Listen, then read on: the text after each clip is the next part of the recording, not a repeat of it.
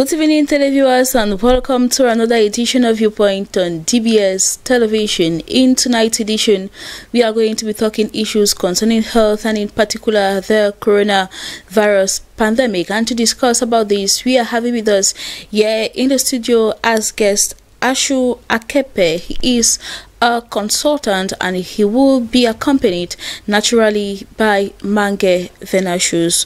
Good evening to you, Ashu, and thank you very much for being part of us tonight. Good evening, Vanessa. Good evening, televiewers. And greetings to you, Venashus. Always a pleasure to be with you. It's always a pleasure having you as well. Probably it's not the first time we've had you on one or two occasions. Yeah, it is not the first time. And as I promised viewers the other time, that whenever my work schedule permits, I will always make it. Thank you. Mange Venashus, good evening and welcome as well. Good evening, Vanessa. Good evening to our viewers, and good evening to our brother Kepe about talking about health. Vanessa, permit me greet one person in Bamenda and Tarinkun. He's called Mr. Nyuilem Emmanuel. He owns a barbing salon in Bamenda. And Bamenda, you know how Bamenda should be this time. He was complaining that things are on a standstill. You know, they have been in that situation for close to 4 years, and we want to tell them that our hearts go with them. We accompany them in the difficulties they are going through. All right, hope your message has gone across. Let us take the first part of the show.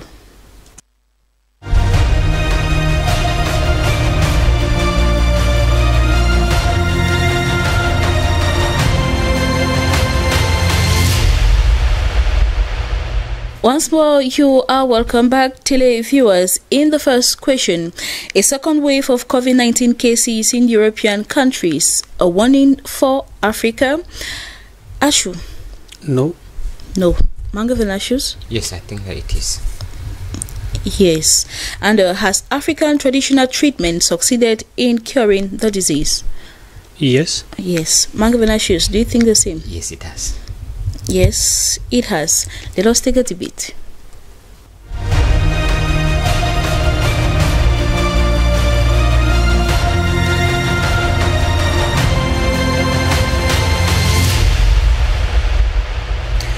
In the wake of the coronavirus pandemic in the world as a whole, many countries thought that they succeeded in containing the virus, but unfortunately, some European countries, if not almost all European countries, are witnessing a resurgence in coronavirus cases. And in that light, we are trying to find out if Africa, or should that be a warning to Africa? Actually, you think that no? Why? Because we have witnessed the same situation, so should we not be preparing for another resurgence? Vanessa, before November, December 2019, COVID was new, was strange, was a surprise to Africa. But when the pandemic entered Africa till this day, we can no longer talk of a surprise because we are living with it. And before the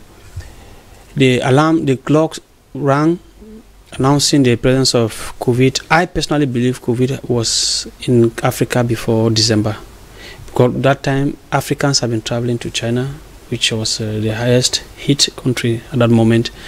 African businessmen were going out on daily basis. So it was difficult to say it was February or January that COVID came to Africa, or in Cameroon in particular. We had it. But despite that, we have been living with it. Maybe why I say no is no longer a surprise or a warning to us, that we are with it, and the way we have contained the virus. I don't want to call it a virus, the disease. It's shocking even to the world. You know, most of the statistics that were done, most of the predictions that were done, Africa was not taken into consideration when we were building those data. They did not take Africa into consideration, that I believe. And I consider COVID the Third World War. The Third World War, that maybe it was planned to fight. It was a third war, an economic war that was planned among the world powers, and they thought Africa is going to be the graveyard. Unfortunately, things turned out the other way. And we are experiencing the opposite of what, because even the World Organization said Africa was going to be, there will be different. The French used to put it as right in a catomb. Unfortunately for them, We have resisted. And even the second wave, that, as you mentioned in your introduction, there is a video that went on social media that circulated viral, that these predictions were already done, that there will be a second and a third. Yeah, some countries like France is going into a third. So it is no longer, we are not surprised. All right. The monster they planted is dealing with them. The only thing I can tell the world is that they should copy the African example. They should not be ashamed. They should copy the African example. We are still in our natural habitat. We eat naturally. And from all the advice we have had, it is advisable to keep yourself warm, irrespective of the different preventive measures. Okay. Because if they're asking us to put on face mask, at first it was made to understand that it was an airborne disease. Secondly, they said no, it is transmitted through droplets. Now, at that early stage, Africans, we fell into buying imported face masks. We finally discovered that those face masks were not very comfortable with us, and we went into producing our own homemade face mask. Businessmen be there, they try to discourage us and say that a face mask must have this and that. They're trying to bring out the this and that of a good quality. Yeah. Not all Africans, not all Cameroonians had that as much money to buy their own standard of face mask. We have been using ours, and we see that with us we are not as infected as theirs. So we see that there was some lies telling somewhere. The truth remains, COVID exists. Yeah, COVID exists and it kills, but we are living with our realities.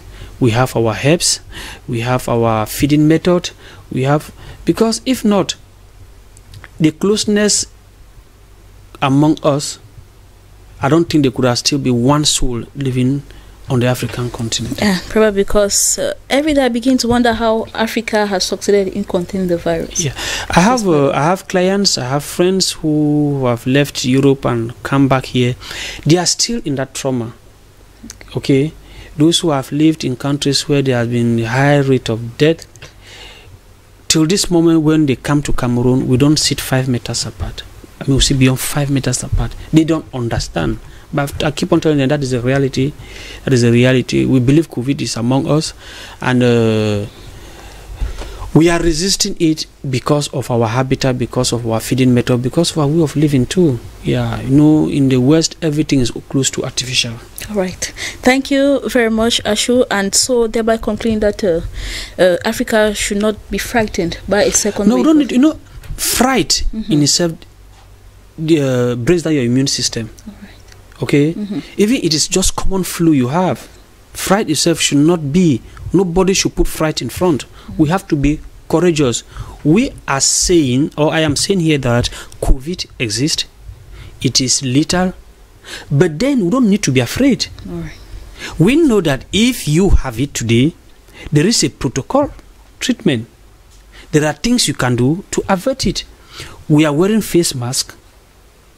We have not limited ourselves to the standard face mask that the World Health Organization have put. We are using our locally made face mask, because the most essential thing that I should put it on so that if I sneeze, droplets should not go to the next person, and our face masks are playing that role.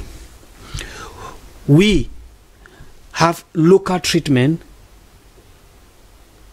that we are taking, and we also have a medical protocol that has been put in place. In Cameroon, where we all of us are, there are treatment centers. So if you get symptoms, you go to those treatment centers that are subsidized by the state. People have gone there and have come back. All so right. there should be no need for panic, because if you panic, if you put fear, it plays on your immune system, and once your immune system is jeopardized, you are gone. You're gone. Thank you very much, Ashu. Mange Fenashus, right on your part, you think that it is a warning for Africa that these European countries are witnessing another surge or resurgence in COVID-19 cases? Yes, Vanessa, you know, when our brother was speaking, he made mention of the fact that this pandemic is coming out to be like a third world war. And I was following a certain documentation from one foreign channel.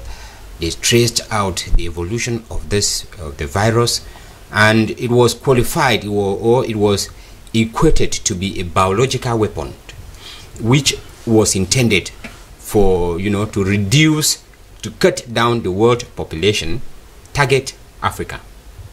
You would understand that this biological weapon, when they started, like he said, people were going to China, coming back, making with other states, France, Spain, all these Western countries. But then, immediately, it was announced in Cameroon, or in Africa, around February, March, there was this gift, the consignment of gift that came in from a Chinese businessman who sent it to a number of African countries. Most of them were hand sanitizers and face masks to be distributed to Cameroonians or to Africans. But you discover that with that, cases started, reporting. We started reporting cases in Cameroon, in Africa. Cameroon started climbing practically on a daily basis. We're already going to 300, 700, 1,000, 3,000. That's how the rate at which it was rising. But all of a sudden, all these things died down. Now, when I was looking at it, the use of face mask with its long-term effect, because in that documentary they were telling us that the face masks that we are using now, the effect will not be, we will not have the effect now. We are destroying our lungs, and the effect will be a long-term, consequence that we are going to walk into. When we talk about the second wave of coronavirus cases in Western countries, what I mean by it is a warning, or that it should be a warning to African countries, is if this thing was a biological weapon, as I said, with the target was Africa, you would realize that they failed in their target because they did not measure the exact immunity of Africa. They underestimated Africa, and then that is why when even the virus came here in Africa, it did not take the proportion that it had in Western countries. That is why people never died here like they were dying in the Western countries.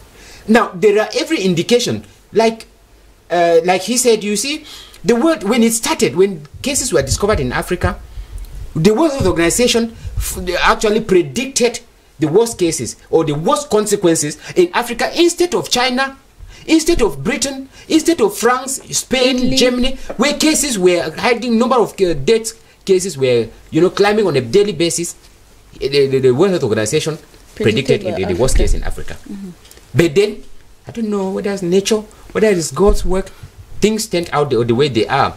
I think that those who conceived the idea of coming out with this biological weapon, which I say that they failed, they did not take the right, parameters as concerning its effect to Africans. There are every indications that if they failed the first time, Vanessa, I am of the opinion that they will not fail in the second time, that they are going back into their laboratories. So are you trying to say they have measured now the immunity of Africans? They are going back into their laboratories to update the weapon so that when it comes back, because it is a warning to Africa, because in as much as cases have started increasing again in Western countries, our borders are still open, our economies, we are reopening them, lockdowns that were affected at the time, we are easing them gradually, which means we are letting in, this virus again, and we don't know whether the second wave coming in will still behave like the first virus, because I'm of the opinion that the one that is coming back will not be the same like the first one, because Africans have proven that naturally our resistance, our immune system the virus could not challenge it. That is why we were not able. Vanessa, I remember somebody said practically everybody suffered from coronavirus, because at that time, the month of February, March, April, everybody had either a cough, either some kind of intense fever, some kind of, everybody failed some health, issues. And to some people, those were signs of coronavirus. And because our immune system was strong enough, we could fight it. But in the Western world, they could not, because their immune system, we have two different sets of immune system. So what I mean by it is going to be a warning to Africans is that this is high time that we should, tighten our borders, because in normal cases we should not even allow it, because the first case that came into Africa, or into Cameroon for example, came from France. And when it came in from France, the first case, the second case was a contamination of the first case, the third case came from France, the fourth case came from France. So you see that if we blocked, if our borders were closed, immediately this thing came up, maybe we would not have been where we are. We are talking of around 340 something, 350 something cases of death. Maybe we would have prevented them. So I think that, and look at it, when the cases started in Africa, countries like Cameroon started mounting, you know, specialized COVID-19 treatment centers that were never used. Billions of francs have been consumed, were never used. They were not, no. In fact, there were no patients. Now, we are dismantling these centers. The source from which this virus came up, the cases have started coming back. What proves to us that it will not come back as it came? So I think that we should, in fact, you always make assurance double sure by trying to make sure that, let us, because we succeeded in the first case, let's not conclude that God was that. All right, but don't you think with the thorough checks going on at the airports, they'll be able to detect any case coming into the country? Vanessa, I stand the chance to say that these checks or this test that we are having, permit me to say that I doubt their efficiency. Remember, when this thing started, it was in Tanzania where the president ordered that they should carry out the test that came in from China. They took the specimen of a pawpaw, a specimen of a goat, and the specimen of human being. And all these three specimens had HIV. So I don't know whether pawpaw, a plant, a fruit, had HIV. They tested positive for COVID-19. They tested positive of COVID-19. The goat tested positive of COVID-19. And then the human specimen that were taken tested positive. Now the question is, which had the COVID-19? Is it the plant, the pawpaw, fruit? Is it the goat, the animal, or the human being? So which means to say that the fact that we are carrying out this test, some of them, I don't think that we can conclusively say that they are 100% effective. Because, remember, I always say it, that if it was a biological weapon, with the target being Africans, they would not relent. They would still want to achieve their goal, their target. And to want to achieve their target, it means they will go back into their laboratories, reinforce their weapon, and launch it again. Because their target is, Africa is a threat to the security, to the Western security, the Western world. Because of the youthful nature of Africa, they don't foresee their future, that the security of their countries, they don't foresee it being assured. So they want to make sure that they cut the population in Africa so that they can be sure, so that we can remain dependent upon them. But then, I think that God has proven to them that, I think God is fighting this case, but then we should not give everything to chance. Let us be, let us keep guard so that they should not take us on our way. Thank you very much, Mange Venashus. That leads us into the second question. As African traditional treatment succeeded in curing the disease, actually you think that yes, it has succeeded with the very few that we know about, that is the Madagascar COVID-19 organic and the one of Monsignor Samuel Klida.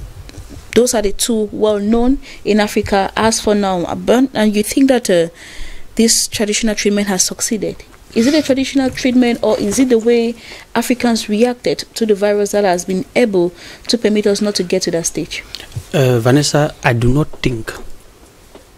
I am saying that African traditional treatment has treated COVID-19. Monsignor Kleda's treatment has treated COVID-19. People will tell you they want scientific this, they want scientific that. We should be very honest to say that even science has its limits. COVID-19 has proven to us. Okay? Because the early cases here in Cameroon were detected through X-rays and what have not.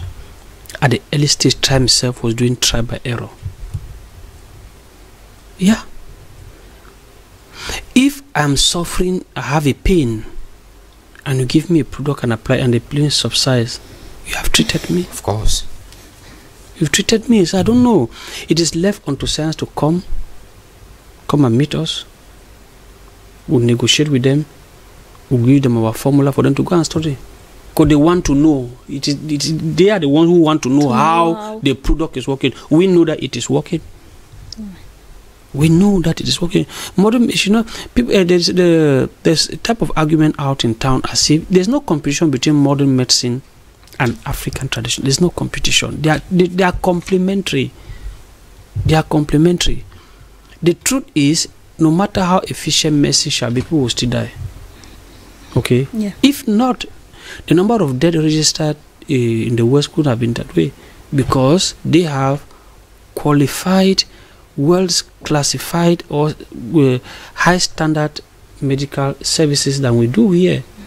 But then people still die. People are evacuated in Africa to those of Kit Hospital, they still die.